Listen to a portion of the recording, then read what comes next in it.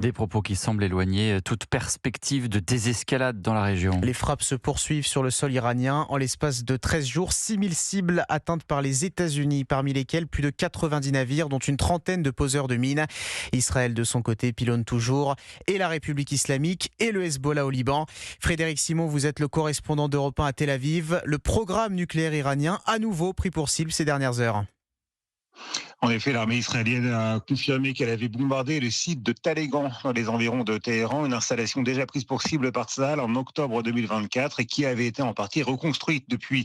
Selon les généraux israéliens, elle servait à la fabrication d'explosifs perfectionnés et aussi à des essais et des expérimentations liées au programme de développement de l'arme nucléaire secrètement mené par le régime des Mollahs. D'autres objectifs liés au régime, plusieurs dizaines, ont été aujourd'hui encore frappés par les avions de chasse américains et israéliens. L'aviation israélienne qui mène en parallèle de nombreux raids contre le Hezbollah en territoire libanais, dans le sud du pays, dans la vallée de la Beka et aussi à Beyrouth, dans la capitale. Et pour la première fois, des bâtiments se trouvant en dehors du bastion de la milice pro-iranienne ont été bombardés.